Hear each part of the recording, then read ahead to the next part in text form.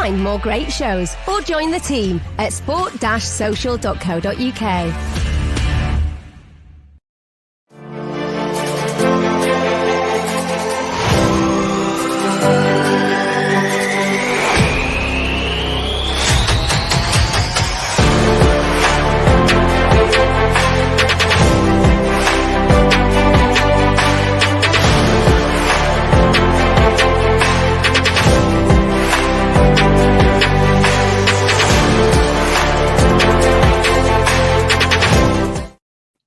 Hello, welcome back to this special edition of the Masterclass. It is a Ruben Neves special. I'm joined by Rob, as always. Guys, make sure you give us a follow on at TF Masterclass. Give myself a follow on at Haider_Rubbani.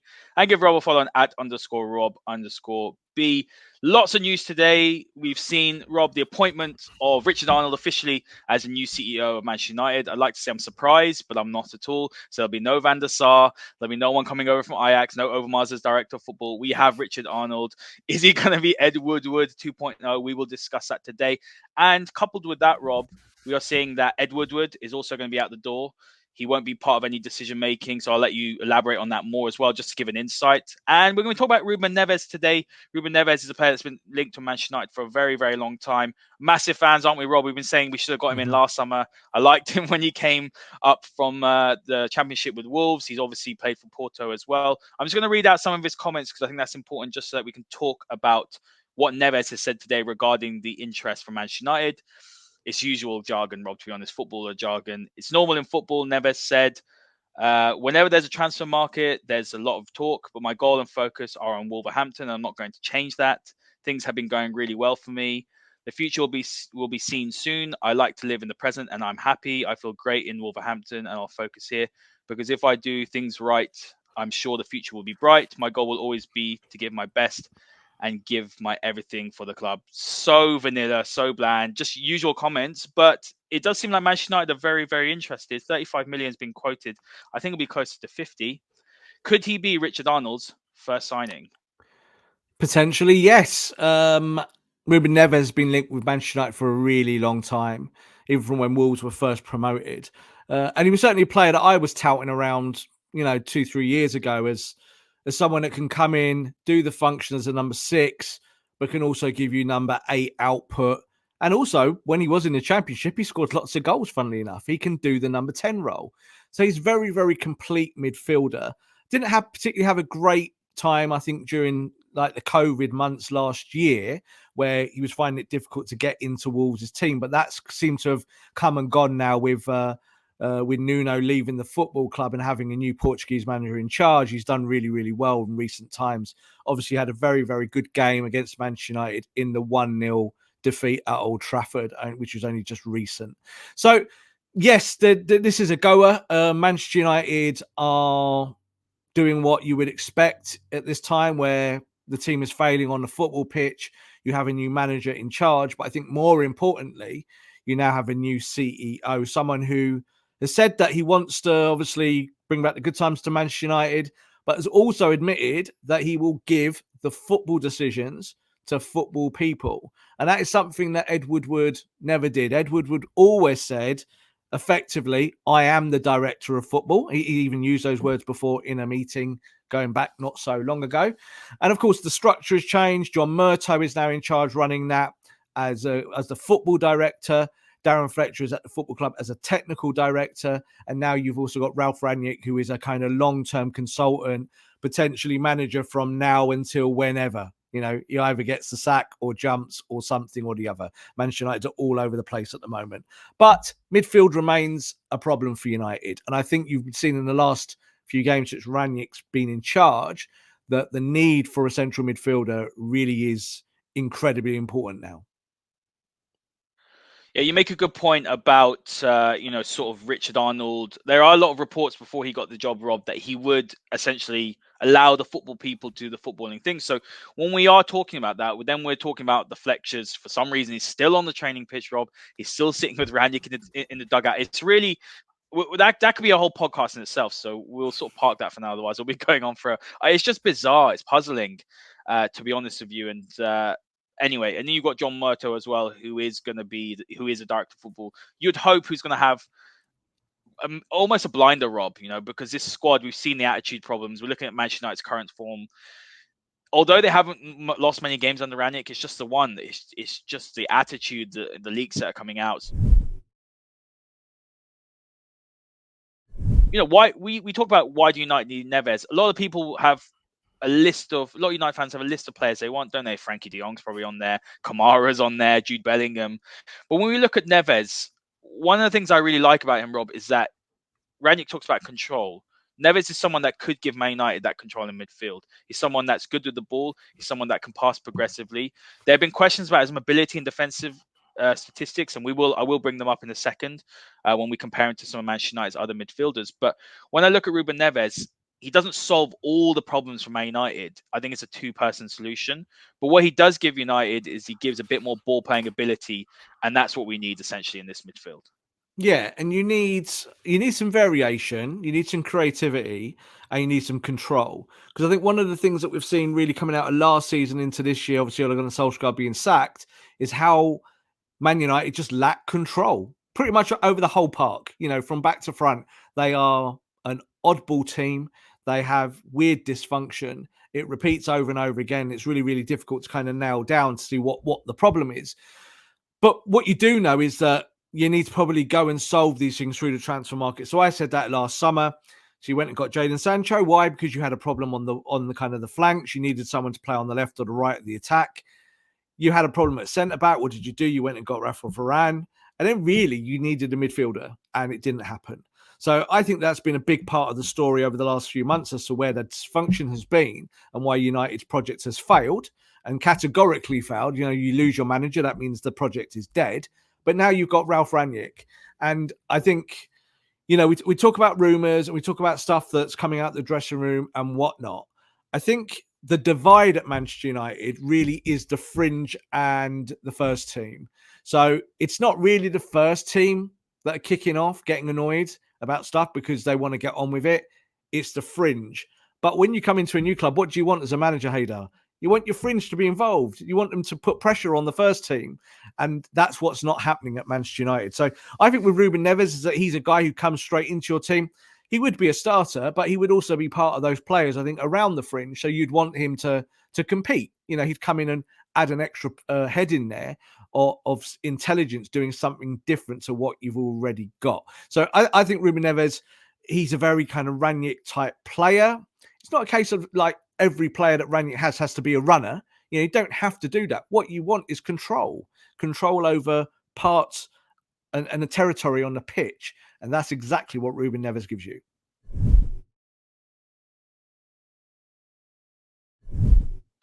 Rob, let's talk about the player that he will actually replace, because it looks like Donny van der Beek. It's a very odd situation. Now, there were comments today from Laurie Whitwell from The Athletic saying that, and something we've spoken about on this show plenty of times, why is Van der Beek not playing? It's not to do with his footballing ability. He's a very intelligent player. It's a question of, can he cope with the demands of the league and English football? I don't think he's been given a fair enough chance maybe to do that, if I'm being honest with you. But the second point is that there are doubts. Oli had doubts. Ranić now has doubts whether he can cover the ground, and that's very, very important in Ranić's system. It's important in Oli's system as well. He's obviously seen as someone that can possibly play that deeper role, unfortunately, it looks like Van der Beek could be on his way out. I don't think it'll be now, in my opinion. I think it might be in the summer, but we'll see what happens. But I'm going to bring up some of Neves' stats here. So if you listen to this on Spotify and Apple Podcasts, we have got some of Neves' rankings per 90 minutes. We've got both his sort of attacking stats and his defensive stats as well. And this is from FBref. So Rob, let's just go through some of them. So the key ones this season: passes attempted, he's in the 81st percentile. So that's a very good stat, and it's very key for Manchester United. If we compare that to Van der Beek's in the 40th percentile, which is very interesting. Pass completion, 44th percentile. So Neves isn't, he's not really that economical maybe with his passing, but that could be to do with the fact that he's also looking forward. He's looking to break lines. Van der Beek, 54th percentile. Progressive passes, this is a very key one, and something that Manchester United do lack in their midfield. We talk about this all the time, progression. And they've lacked progressors in the squad in general. You've got Maguire, Shaw, Pogba can do it, and you've got Bruno that can do it as well, but that's not enough players that can do it. So Neves is 71st, and Van der Beek is 16th percentile. So very, very low. We know this about Van der Beek. He's not someone who's going to pick a pass. Progressive carries, 52nd percentile for Neves, Van der Beek 50th. And then you've got dribbles completed, 24th percentile for Neves. Van der Beek's higher with 93rd percentile. So that's actually one of Donny's strengths. So one of Donny's strengths is not only dribbles, touches in the attacking penalty area. He's up in the 95th percentile in Europe for the players in his position. And progressive passes received 90th percentile, which suggests that he wants to play further forward. We do know that already.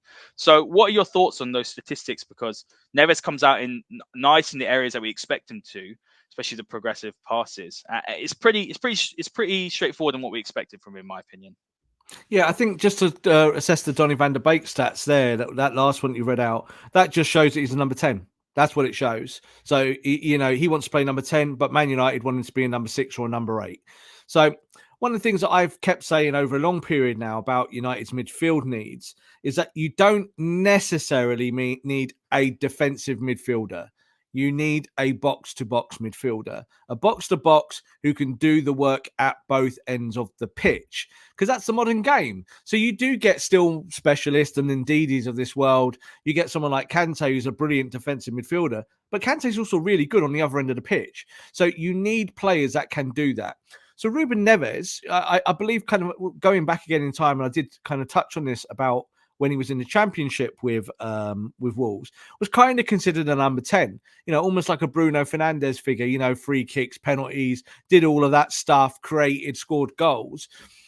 But as time went on and Wolves developed their own game in the Premier League, and this is obviously under Nuno, he became more of a defensive entity, about getting the ball on the deck and playing it.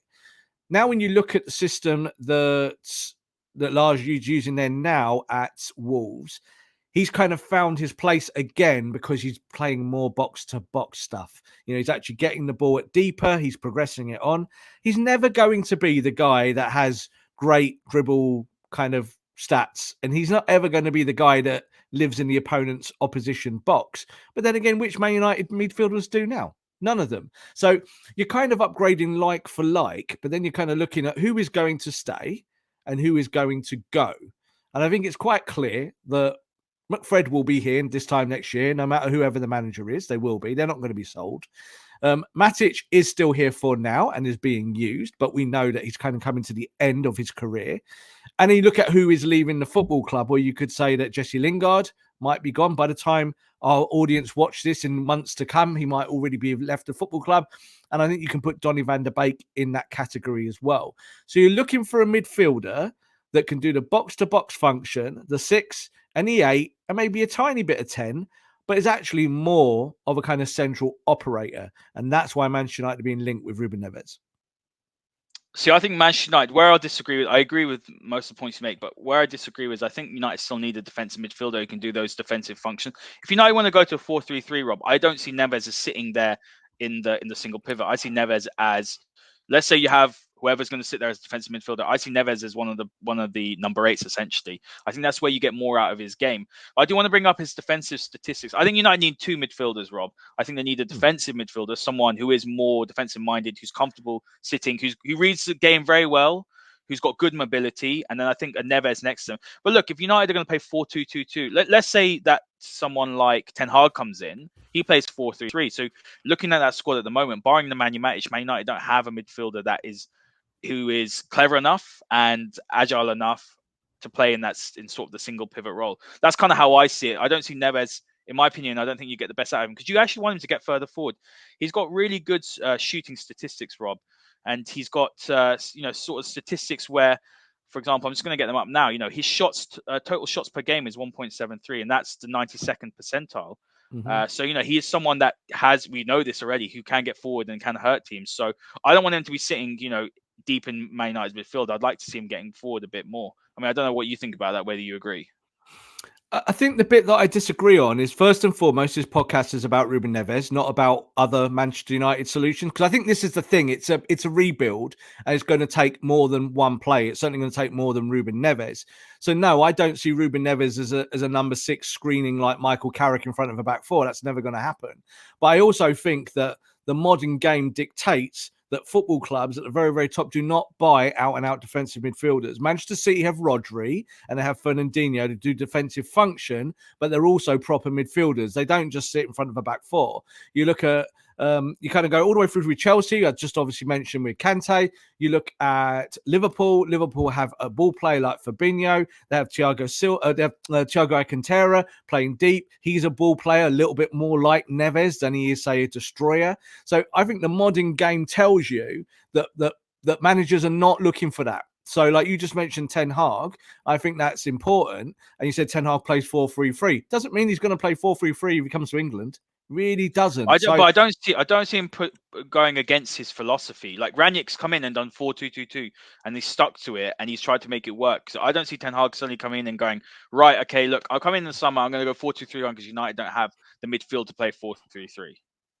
It depends on how you look at it. You started the show, you talked about Overmars and Edwin van der Sar and Ajax, and I think this kind of preconception about Ajax and replicating it at Manchester United is completely ill-founded. It will not happen. It cannot happen, and people need to stop it. So this is why I'm saying about Ten Hag. So Ten Hag is a great young coach. How would he use Ruben Neves? Well, because this is what we're talking about. If you sign someone in January and your future coach is going to be Ten Hag, you have to then say, why is that player coming to the club for that coach? Now, at the moment, we don't know that, which is why I'm shying away from it a little bit, because I'm not 100% sure that Ten Hag is Manchester United's first choice, even though that's been very easy to be said in the last few days from journalists. It's just easy to throw it out there, isn't it? Ten Hag, and people then want to talk about it. At the moment, we've got Ralf Rangnick. Ralf Rangnick has a 2.5-year contract with Manchester United. So he is going to bring players into part of that 2.5-year build. And then you might get a coach on the end of it, or you might get Ralf. So I think when you look at Ruben Neves, it's about what does he fit for now? You sign him in January, but how do you use him this year, next year, the year after? Because it has to be like that. I think he's 24. You know, he'd be a long-term signing, and then you would think about how do you use him then? And as I said, you said about using him as a number 8. And that's what I mean as a box-to-box. That's what it is. A number 8 is a box-to-box. I agree with you on all of those points, but I don't see teams really rattling out defensive midfielders in their team. If anything, Manchester United have done that last year with the 4-2-3-1. The double pivot's not supposed to be completely defensive, like we've always said, but they have done defensive work, haven't they? They've protected the back four. I don't think United need that. If you have a 4-3-3, you probably need a ball player back there, and Neves can do that. Let's go on, Rob, to some of Neves' defensive statistics per 90 minutes as well. So 71st percentile for pressures, 72nd percentile for tackles, 67th for interceptions, 74th for blocks. Fantastic. And so he's a good defensive midfielder. Yeah, so he I don't can understand do all that. Yes, he can. I mean, he does it playing with Moutinho though, and he's got 3 at the back behind him. But this is the thing. He does play in a double pivot, like that's essentially what he plays in. But what this does dispel though, Rob, is that a lot of people talk about Neves. They didn't want him in the summer. Oh, he's not mobile enough. He's not good defensively. He's not the sort of player that Manchester United need. I actually think that this shows that this is an area of his game that's underrated. But I just want to compare them to Van der Beek. So pressures. Van der Beek's in the 38th percentile, tackles 79th percentile. So Van der Beek actually makes quite a lot of tackles. Interceptions, Van der Beek 28th, and blocks 3rd percentile.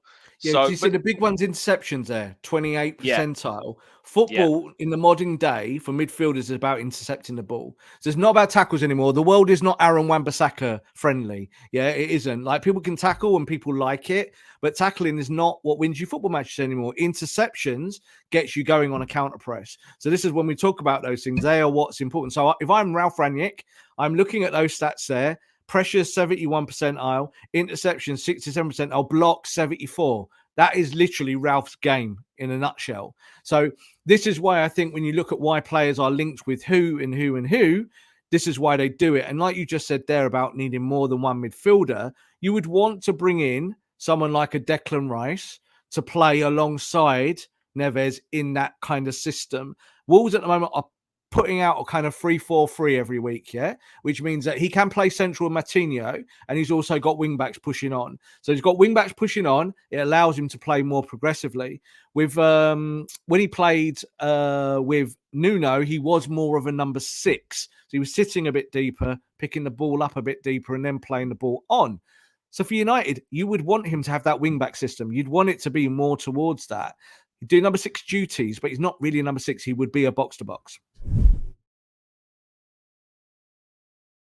Great. Let's move on now, Rob. We'll bring back Neves's stats again, his sort of attacking ones, and we want to compare him to the lovely McFred, and we'll do them separately. So let's start with Fred. So we did a show in the summer, didn't we, about Fred?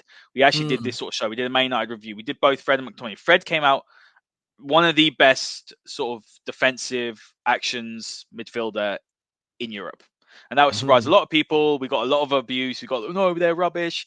Stats are stats. Like, I know people talk about the eye test, but the stats are the foundation, aren't they? So when you have a look at some of Fred's statistics, so passes wise, I'm just going to pick out a few key ones. 79th percentile, so Fred's doing well there. Completion, 77th percentile. Progressive passes, 75th percentile. So he's higher than Neves in that regard. Look, it can be skewed. You know, is Fred playing more safe passes than Neves? That's something you can ask. Yeah. Where Fred probably does struggle a little bit is in the progressive carries, 45th percentile. Not a surprise. Dribbles completed, 33rd percentile. So he's still higher than Neves on the dribbles. And then I'm actually going to bring up McTominay as well. So this McTominay is, we know where his strengths are, Rob. When he gets forward and he's allowed to carry the ball, this is where he has great success. In progressive carries, McTominay's up there, 76 percentile. Dribbles completed, 77th percentile. So he's higher than both of those players, and Van der Beek included. And pass completion, 75th. Where he is low, and there's no surprises, pass attempted, 52nd percentile.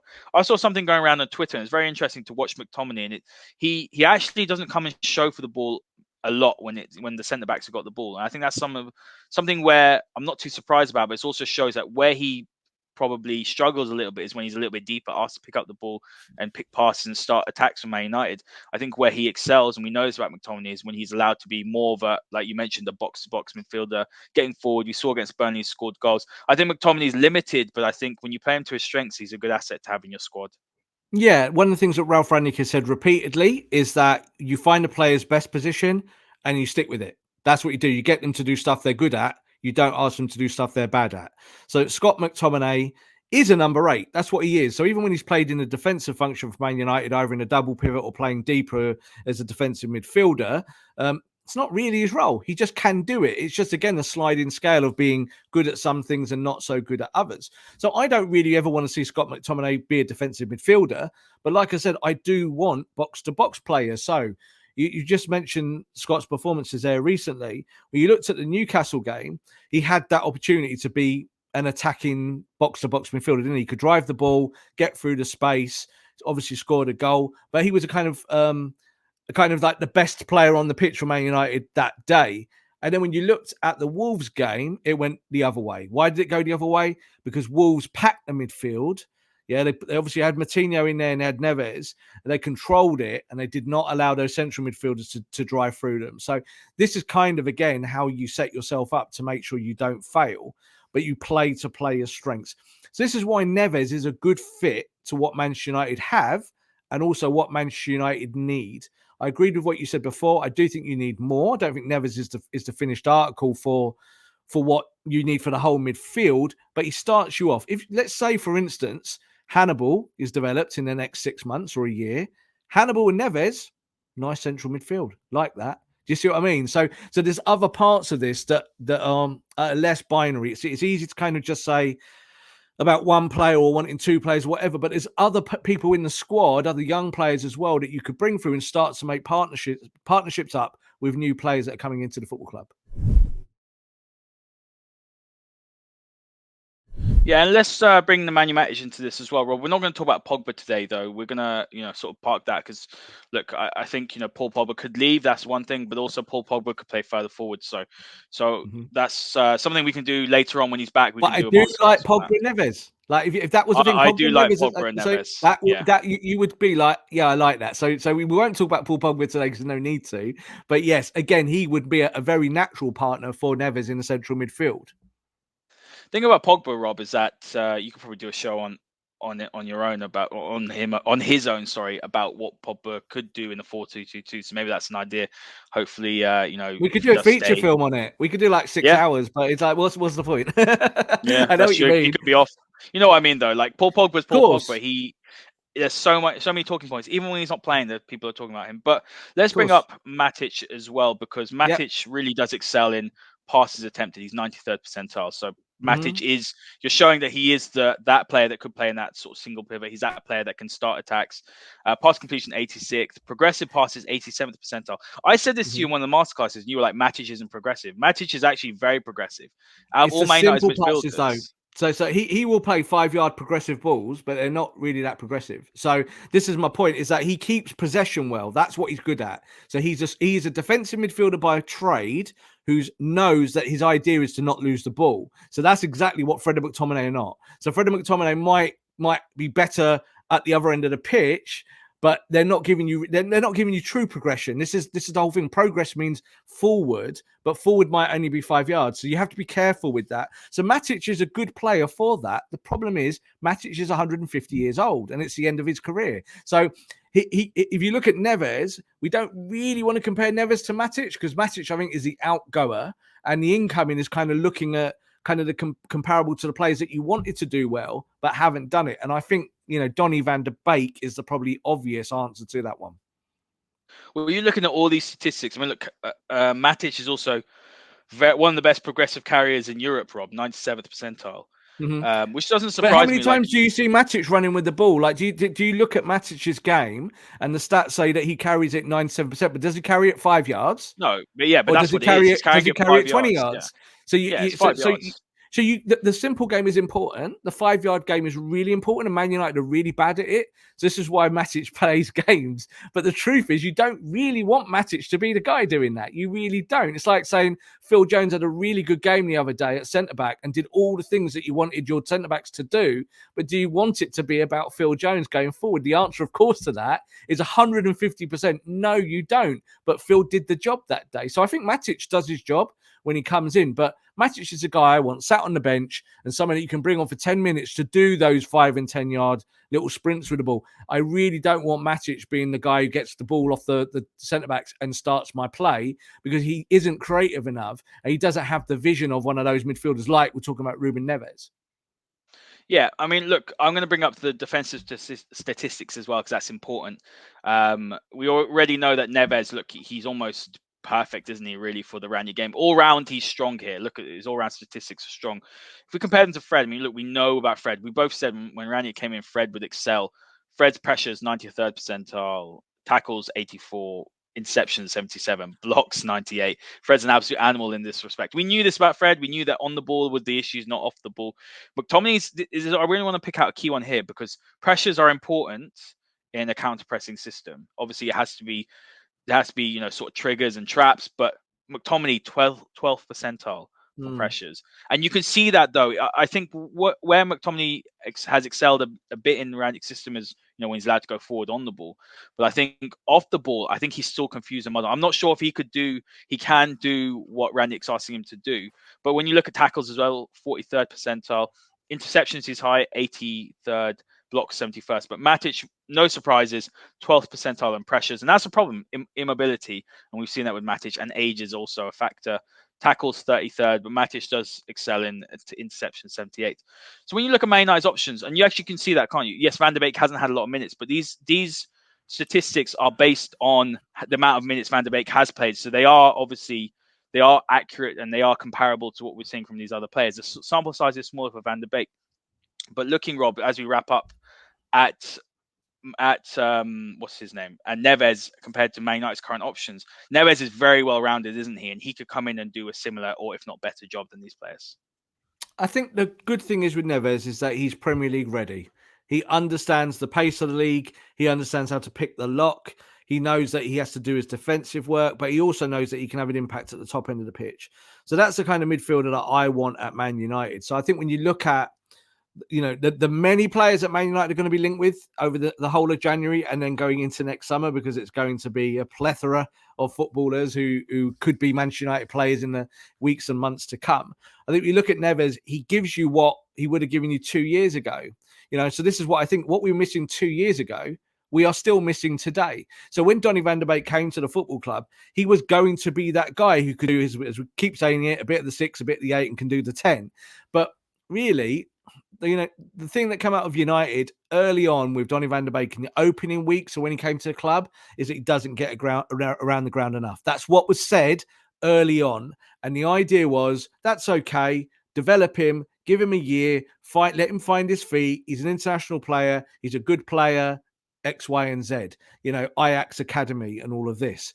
But I think what it's shown is that even over that time where he probably has improved his metrics, he hasn't done it to the standard to usurp these very average midfielders that people might say McTominay and Fred and Matic are an average bunch. And he still hasn't been able to get in the team. So that's got to tell you something, isn't it? Like whether people like him or not. And I think that there's a correlation here between Donny van de Beek and potentially Ten Hag.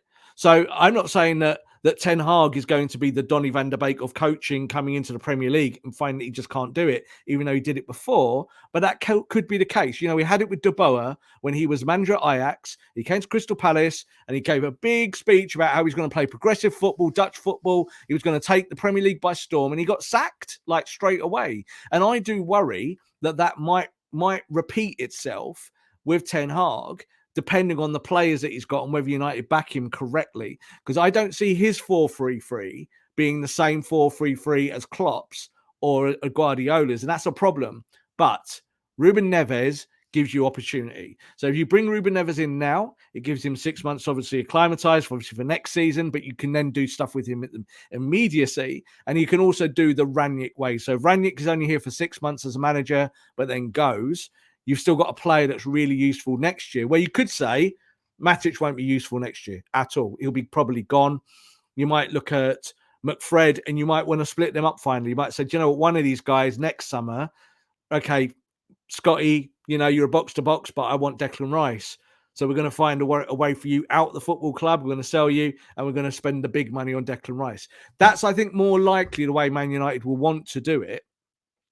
And it's about them getting their targets correct. So I think if you lose Paul Pogba sometimes in the middle there, it could only be weeks away that he announces a pre-contract agreement with another football club potentially. Or it might be a case that Paul Pogba signs a new deal with Man United, and then we can start talking about Pogba and Neves, and maybe even one more after that. You make fantastic points, Rob, about Ten Hag. I'm not going to discuss that now because otherwise we'll be here forever. But I think it's a very legitimate. What I will say about it, it's very legitimate to have those concerns, because I said the same thing today. I tweeted actually saying that my concerns are translating what he has done in the Dutch league to the Premier League. He's not Premier League proven. I think the other thing was as well managing these large egos you've seen with this squad, and also you're looking at the makeup of the squad. We've talked about where United struggle and where in midfield they don't have ball players, and Neves would be that first sort of ball player coming in should he come into Manchester United. So I think Ten Hag is much more surgery on the squad than say maybe a Pochettino, who's more in line with Rangnick. So we can do a podcast on this when it gets nearer to that time, Pochettino versus Ten Hag, because I'm leaning towards the Argentine. A lot of people are, look, Ten Hag's flavor of the month, isn't he? Almost like Van der Beek is flavor of the month with a lot of United fans. But look, Rob, thanks very much for joining me. As always, guys, make sure you give us a follow on at TF Masterclass.